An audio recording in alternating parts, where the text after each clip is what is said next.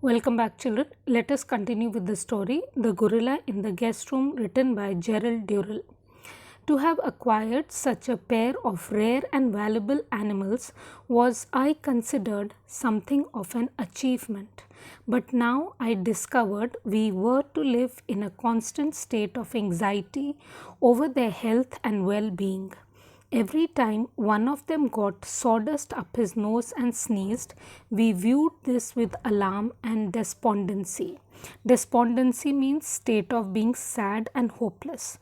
So he felt that it was really some great achievement for them to have obtained such rare and valuable animals, but they were always to live in a state of worry over their health issues. Every time they just took in a little sawdust up their nose, they used to sneeze, and they got worried that probably they really got worried about their health, thinking that it was this a prelude to pneumonia or something worse. So they thought of the negative, that was this sneezing a prelude means something that indicates before that pneumonia is going to they are going to suffer from pneumonia soon. The functioning of their bowels became a daily topic of conversation. So they were always talking about the functioning of their bowels. I had installed a magnificent communication apparatus in the zoo. For small though it was, it could take a considerable length of time to locate the person required at the moment you wanted. So he had specially got a communication apparatus installed in the zoo. It was very small, but it would be helpful for them to communicate with each other. So, at various salient points throughout the grounds, small black boxes were screwed to the walls through which the staff could speak with the main office and vice versa. So, throughout at the salient, the important points throughout the grounds, these boxes had been screwed to the walls through which the office and the staff and the main office people, they could talk to each other. One of these boxes was also installed in our flat so that I could get apprised of what was going on and to be warned should any crisis arise. Apprised means informed. So he says one of these boxes was also installed in our flat, just in case if there was any crisis, any emergency, then I would be immediately warned about it. The occasion when I had doubts as to the wisdom of this system was the day when we were entertaining some people we did not know so very well. So one day he had a doubt about whether he should have installed this apparatus, this box in his flat, the day when they had invited some people at their flat whom they did not know very well. They were very formal with them.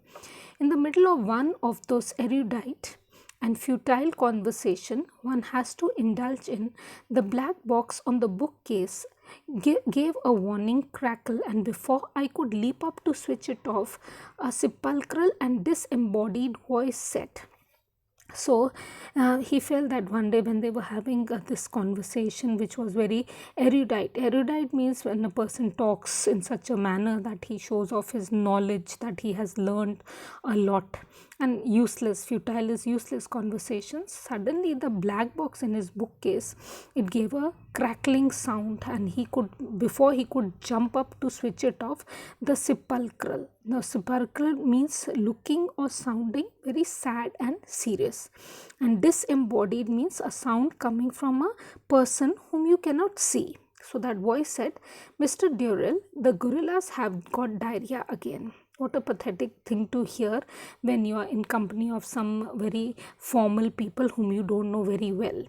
I know of no is equal to this remark for putting a blight on a party. So he says, I don't know of any other remark equal to this. To put a blight means to frustrate or to destroy the plans of a party. However, Pongo and Nandi grew apace. Apace means quickly. And to our relief, developed none of the diseases that we feared they might contract. And luckily, both of them grew up quickly, and they did not have any of the diseases that they were afraid of. Then came Pongo's first real illness. I had just arranged to spend 3 weeks in the south of France, which was to be a sort of working holiday, for we were to be accompanied by BBC producer whom I hoped to convince of the necessity for making a film about the life in Camargue. Hotels had been booked, numbers of people ranging from bullfighters to ornithologists had been alerted for our coming, and everything seemed to be running smoothly.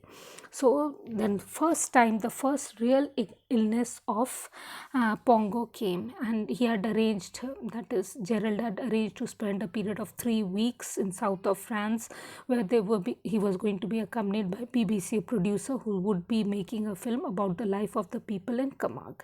Hotels had been booked, and number of people involving the bullfighters, ornithologists, all had been made aware of it, and everything was running very smoothly. All the arrangements were made. Then 4 days before we were due to depart, Pongo started to look off color. That is, just 4 days before he was to leave for France, Pongo started looking very pale. Off color means pale.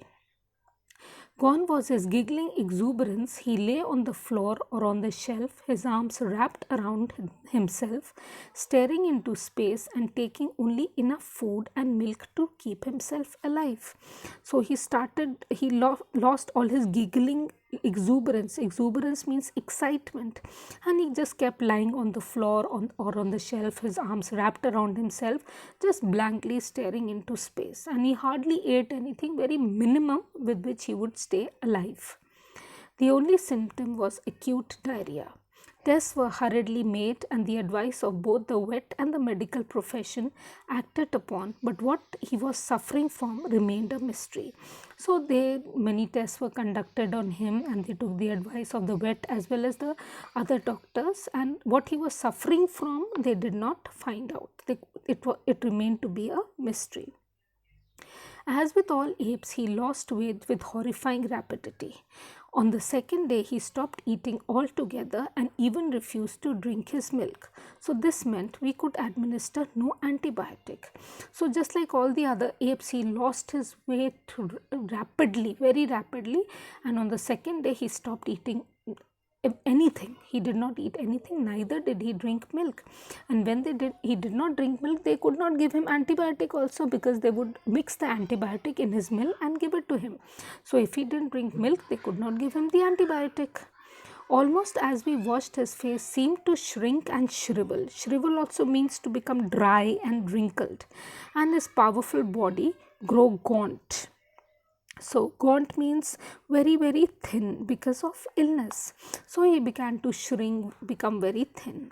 What had once been a proudly rotund paunch, now rotund means fat, and paunch is the round belly, which was rounded belly, now became a ghastly declivity. It became like concave inside, where his ribs forked. You could easily see his ribs from there.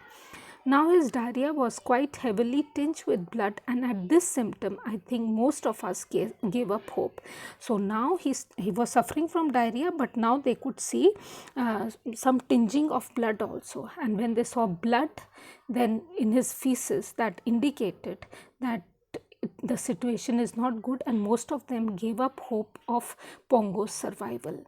We felt that if he would only eat something, it might at least give him some stamina to withstand whatever disease he was suffering from, as well as rouse him out of the terrible melancholia into which he was slipping, as most of the anthropoids do when they are ill.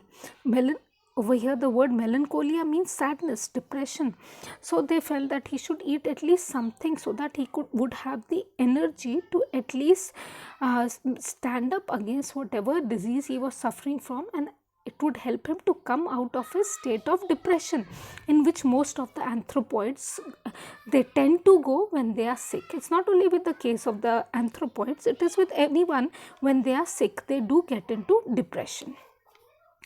Jackie and I went down to the market in St. Helier and walked among the multicolored stalls that surround the charming Victoria fountain with its plaster cherubim. Cherubim is the angel, its palms and maidenhair fern, and its household cavalry, the plump scarlet goldfish. So beautiful description of Saint Helier and all what was visible around the Victoria fountain: the plaster angel, the palm trees, the maidenhair fern, the household cavalry, and the scarlet goldfish. So we went there to buy some stuff for Pongo.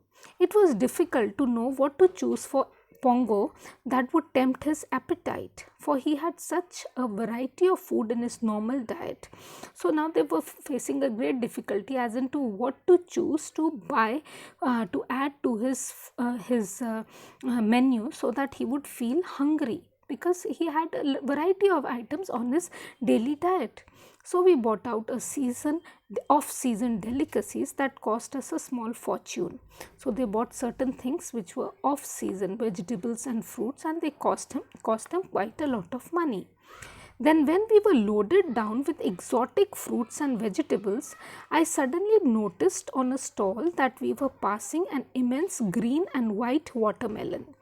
Watermelon is not to everyone's taste, but I personally prefer it to ordinary melon. So just after loading themselves with the fruits and vegetables, suddenly he noticed that on a stall there was a huge green and white watermelon. So Gerald himself, he preferred watermelons to the normal melon. So he says, of course, watermelons are not to everybody's taste, but he loved them. It occurred to me that the bright pink colored, crunchy, watery interior with its glossy black seeds might be something that would appeal to Pongo, for as far as I knew, he had never sampled it before. Sampled it before means he had never eaten it. So he felt that the bright pink colored, watery interior with the small black seeds, they might attract Pongo, because till now Pongo had never ever had watermelon. We added the gigantic melon to our load and drove back to the zoo. So finally they bought it, the huge, gigantic means huge melon. They put it with the other vegetables and fruits and started to move back to the zoo. Thank you.